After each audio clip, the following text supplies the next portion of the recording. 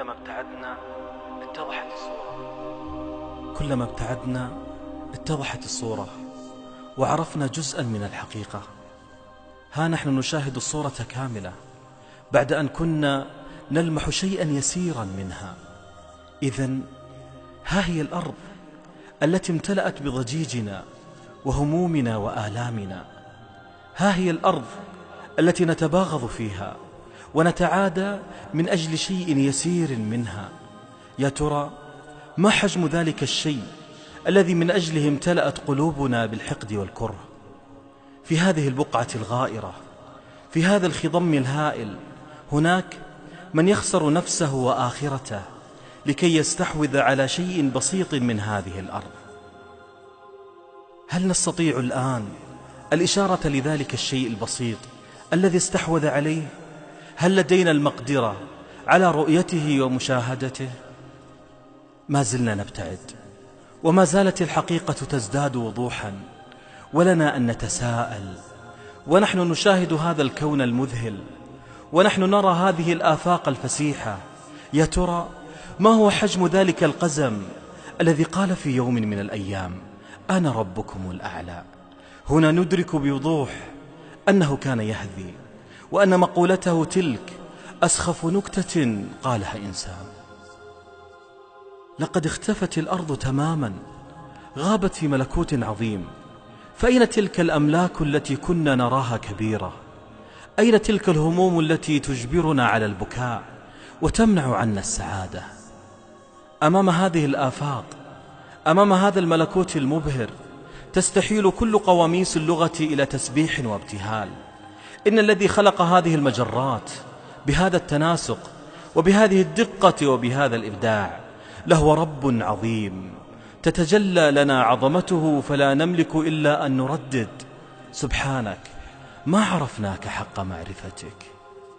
وعبر هذه المساحات ومن بين هذه الأفلاك تصعد أرواح البشر في يوم ما، فروح تفتح لها أبواب السماوات وتستقبل بأجمل اللغات، وروح تلعن وتطرد وتمنع عنها الرحمات.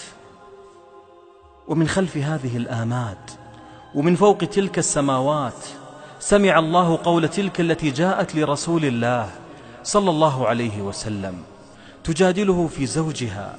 سمع الله كل ما تقول بينما خفي صوتها عن الذين من حولها. يصلي أحدهم بجوارك وفي لحظات السجود لا تسمع منه إلا التمتمة والهمس، والله من فوق سماواته وعرشه يعلم ويسمع ويجيب. إن الخيال البشري ليعجز، وإن الوجدان ليرتعش وهو يستقبل هذه الصور وهذه المشاهد. فالله من فوق السماوات ومن فوق العرش يعلم الخبايا، يلحظ كل حبة مخبوءة في ظلمات الأرض، يرقب كل رطب ويابس في هذا الكون العريض.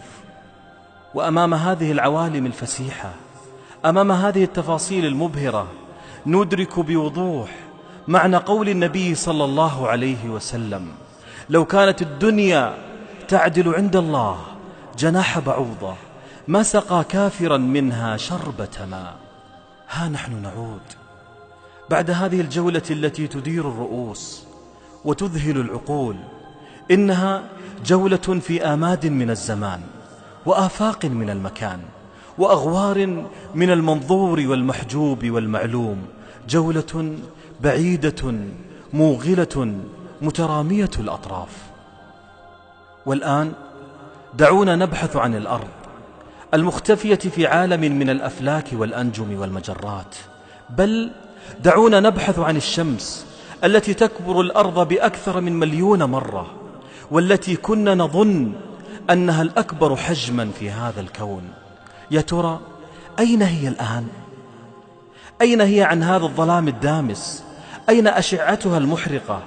أين أنوارها الساطعة؟ وبعد هذه الجولة ها نحن نقترب من الوصول، وفي قلوبنا شوق عارم للذي أبدع هذا الكون العظيم. إن الكون بتناسقه وجماله وسحره يدعونا بصمت أن نرجو الله ونلح في سؤاله، أن يجعلنا من الذين ينظرون لوجهه بكرة وعشية.